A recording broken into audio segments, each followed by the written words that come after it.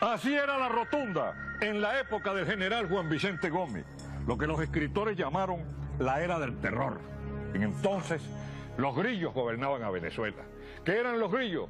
Estos terribles instrumentos de tortura que se les ponía solo a los presos políticos. Los grillos llegaron a Venezuela, posiblemente en la colonia. Ya en la independencia se usaron grillos. Los realistas lo usaron contra los patriotas y los patriotas lo usaron contra los realistas. La Rotunda, la terrible cárcel, fue construida, una de ellas, en época de la colonia. Esa la llamaban la Rotunda Vieja. Y otra de ellas en época de Guzmán Blanco y la llamaban la Rotunda Nueva. Las dos rotundas eran edificios circulares separados por un patio y ellas tenían dos plantas. En la planta baja, frente al patio, un fragmento es lo que esto reproduce, en esa planta habían 14 calabozos, en la de arriba habían 23 calabozos.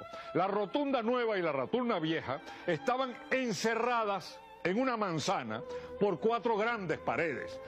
En donde se levantaba la Rotunda está hoy la Plaza de la Concordia, que está ubicada, como ustedes saben, a 2 cuadras de la iglesia de Santa Teresa, en la cuadra que va de Hospital a Cárcel, de Cárcel a Castán, de Castán a Hoyo y de Hoyo a Hospital. En esa inmensa manzana, en donde se levantó luego la Plaza de la Concordia, que todavía existe, bueno, allí se levantaba la Rotunda.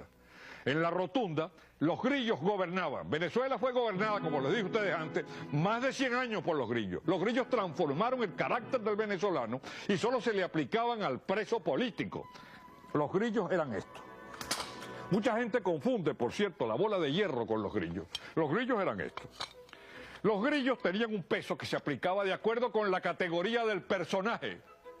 Los grillos no se le aplicaban a todo mundo.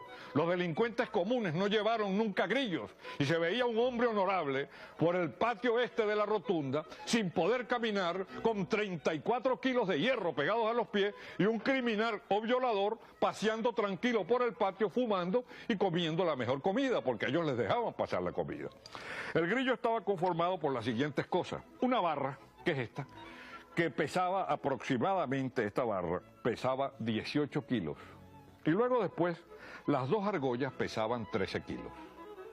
Se remachaba en un yunque. Cuando el preso llegaba, venía la ceremonia de colocar los grillos. Y esa ceremonia consistía en lo siguiente. El alcaide de la cárcel, el siniestro Nereo Pacheco, pegaba un grito: ¡Cabo Grillero! Entonces el cabo Grillero iba a un calabozo que quedaba cerca del calabozo Manzanillo. Iba a un calabozo allí en donde estaban los grillos.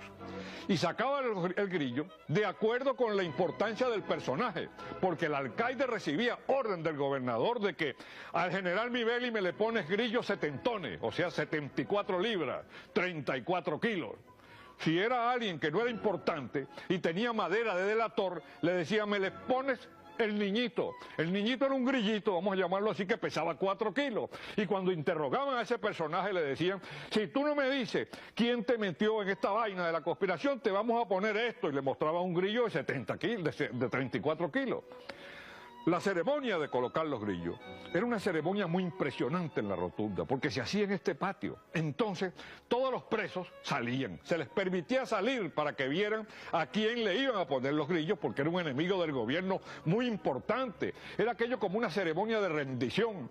Entonces, dicen los testigos que era la única vez que se trataba decentemente al preso, porque el cabo Grillero no lo vejaba, sino le decía, general Mibeli, por ejemplo, o general Delgado Chalbó, o poeta Eliseo López, tenga la bondad de quitarse los pantalones. ¿Por qué se quitaban los pantalones? Porque con los grillos no se podían nunca quitar los pantalones. Entonces generalmente quedaban con una sábana, otros se ponían en calzoncillo, etc. Los grillos más importantes eran de 34 kilos. Eso eran para los caudillos que aspiraban a la presidencia de la República, los reverdes. Luego seguía un grillo que llamaban grillo colmenañero, por Colmenares Pacheco. Ese era un grillo pequeño que tenía unas púas adentro y las púas te destruían totalmente los tobillos. Luego después existían 2 clases de engrillados.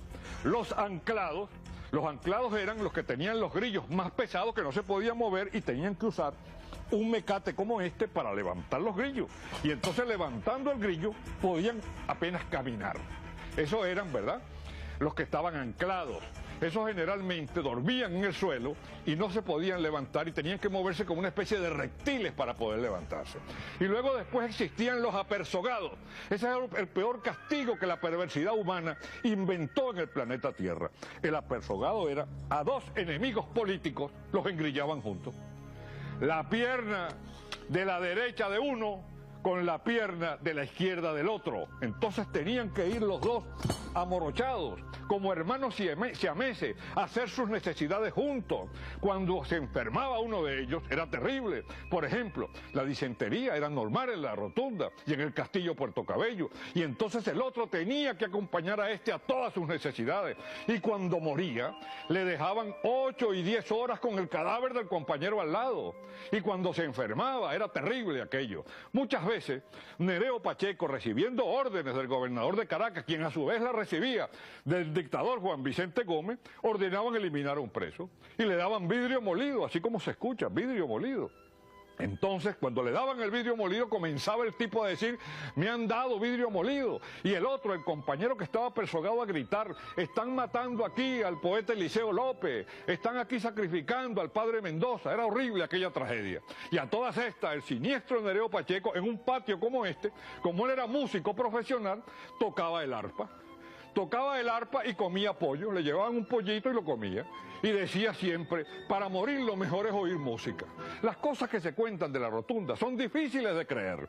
Cuando en marzo de 1936 sale el último soldado de la Rotunda, el pueblo, 300 personas que estaban en la acera de enfrente, algunos llorando de la indignación, viendo cómo los soldados abandonaban el cuartel, lo que llamaban la prevención, se lanzaron sobre la Rotunda a destruirla. Y llegaron entonces 5 camiones del Ministerio de Obras Públicas, con hombres con picos y palas para tumbarla.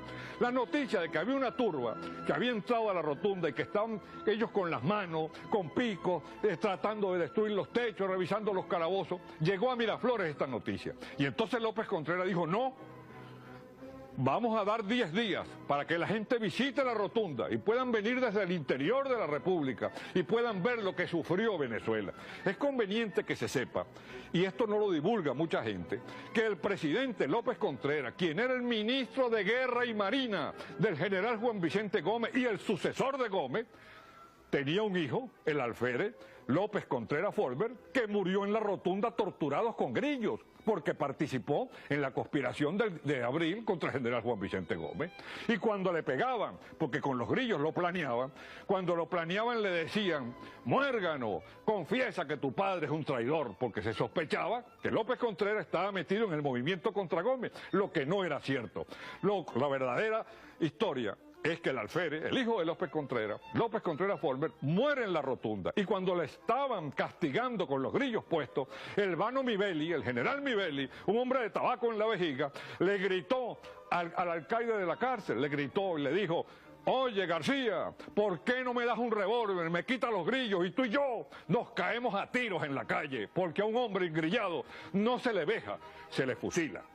En marzo de 1936, después de tumbada la Rotunda, fueron recogidos los grillos de la Rotunda y del Castillo Puerto Cabello y fueron llevados al mar y lanzados en una gabarra. 14 toneladas de grillo hay en el fondo del mar, a unos 300 metros de donde está el castillo.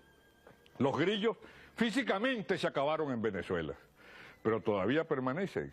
Todavía tenemos grillos morales y podemos decir que los grillos morales de hoy que impiden el desarrollo total del país serían la corrupción, la irresponsabilidad y la negligencia, que es la primera enfermedad nacional y quizás el peor de los grillos. Así son las cosas.